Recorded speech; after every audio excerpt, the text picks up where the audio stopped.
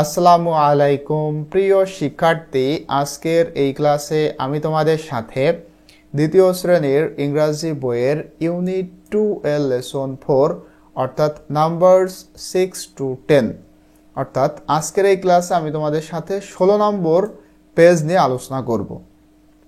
এখানে দেখো activity C বলা হচ্ছে রিড, ট্রেস অ্যান্ড রাইট। পড়ো, ট্রেস মানে চিহ্নিত করা বা হাত ঘোরানো, অ্যান্ড রাইট এবং লেখো। পড়ো, হাত ঘোরাও এবং লেখো। দেখো এখানে SIX এটা হলো 6 মানে 6। এখানে দেখো একটু ঝাপসা করে রয়েছে। প্রথমে তোমাদের এর উপরে হাত ঘোরাতে হবে, অর্থাৎ তোমরা কলম নিয়ে সুন্দর করে এসটা লিখবা, এরপরে আইটা লিখবা, হ্যাঁ, লেখার পরে এক্সটা লিখবা, ঠিক আছে। সুন্দরভাবে হাত ঘোরাবা, দেন রাইট মানে লিখতে হবে, অর্থাৎ এই ফাঁকা জায়গায় যতবার তোমাদের আটে ততবার এখানে তোমরা লিখে প্র্যাকটিস করবা। এরপরে দেখো 7 SEVEN 7 মানে 7। তোমরা কি করবা, এখানে এটার উপরে এভাবে সুন্দরভাবে হাত ঘোরাবা, ঠিক আছে। তোমরা কিন্তু সুন্দরভাবে লিখবা। আমার যেহেতু এখানে কম্পিউটারে মানে লেখাটা সুন্দর হচ্ছে না, তোমাদের কিন্তু অবশ্যই সুন্দর করে লিখতে হবে, ঠিক আছে। 7, এরপরে 8 এইভাবে হাত ঘুরিয়ে দেন লিখবা এখানে। এরপরে 9 NINE 9 মানে 9, হাত ঘোরানোর পরে এভাবে তোমরা লিখতে থাকবা। 10 হাত ঘুরিয়ে লিখতে থাকবা, ঠিক আছে।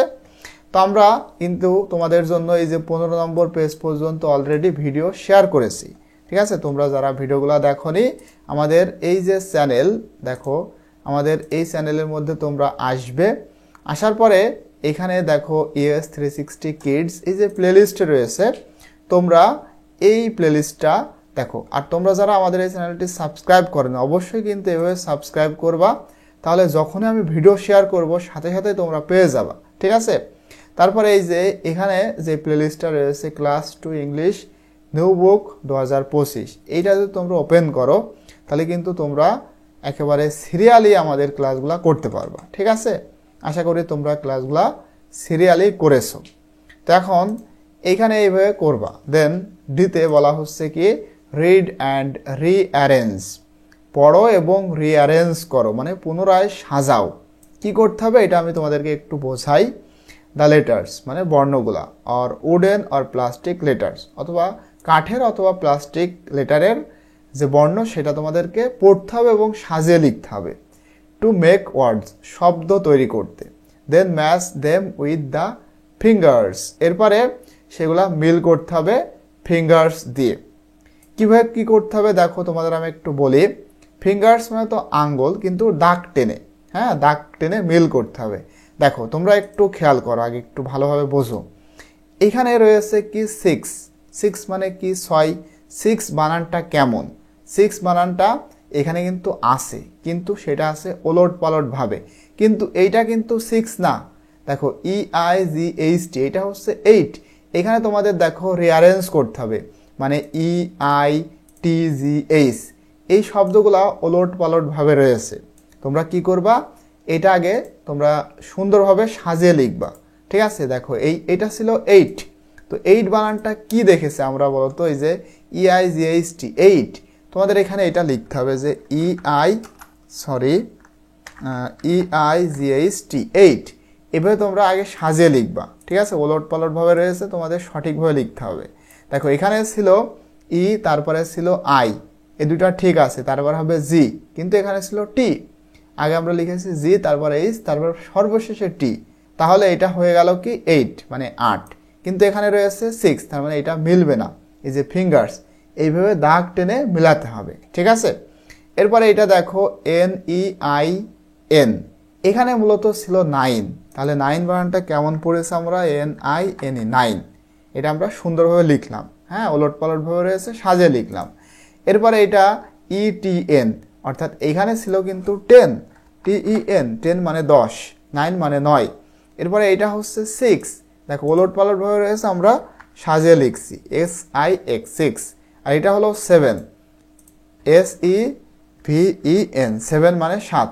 তো এটা লেখার পরে এখন তোমাদের কাজটা দেখো, এটা হলো 6, তাহলে 6 রয়েছে কোন জায়গায়, এই জায়গায়, অর্থাৎ এই লাইনে কিন্তু 6টা রয়েছে। এখন তোমাদের এইভাবে এই যে বলা হচ্ছে match them with the fingers, এইভাবে দাগ টেনে তোমাদের এটা মিলাতে হবে, অর্থাৎ এই 6 এর সাথে হবে এইটা। ঠিক আছে, এরপরে দেখো এটা হচ্ছে কি 7, তাহলে 7 আমরা কোথায় পেয়েছি, এই যে এই জায়গায়, এটা হচ্ছে 7। ঠিক আছে, এইটা তোমাদের এইভাবে দাগ দেওয়ার দরকার নাই, জাস্ট 7 এর সাথে তোমরা এটা মিলকরণটা করে দিবা। ঠিক আছে, এরপরে এখানে দেখো রয়েছে 9, তাহলে 9 আমরা পেয়েছি এই যে এইখানে। ঠিক আছে, এই যে এইখানে আমরা 9 পেয়েছি, তার মানে তোমরা কি করবা, এইভাবে মিল করতে হবে। ঠিক আছে, এরপরে দেখো এখানে রয়েছে 8, হ্যাঁ 8 মানে 8, ওই যে আমরা উপরে পেয়েছি, অর্থাৎ এই যে এই জায়গায় কিন্তু আমরা 8 পেয়েছি, তার মানে আমাদের মিলটা এইভাবে করতে হবে। ঠিক আছে, এরপর সর্বশেষ এখানে রয়েছে 10, যেখানে আমরা এই জায়গায় 10টা পেয়েছি। ঠিক আছে, তার মানে এখানে আমাদের 10টা ম্যাচিং বা মিলকরণ করতে হবে। আশা করি তোমরা খুব সহজে এটা করতে পারবা। আবার এখানে দেখো ডিতে বলা হচ্ছে write the numbers from 1 to 10 in word read. এখানে কিন্তু আরেকটা গুরুত্বপূর্ণ কাজ রয়েছে, দেখো বলা হচ্ছে লেখো সংখ্যা ফ্রম মানে থেকে 1 to 10, 1 থেকে 10 পর্যন্ত তোমাদের লিখতে হবে ইন ওয়ার্ড মানে শব্দে, হ্যাঁ রিড তারপরে পড়তে হবে। আচ্ছা, এটা তোমরা কিভাবে লিখবে বলো তো, আমি কিন্তু তোমাদের জন্য আমি এখানে এটা লিখে দিব। দেখো 1 থেকে 10 পর্যন্ত, তার মানে এটা খুবই সহজ একটা বিষয়, খুবই সহজ।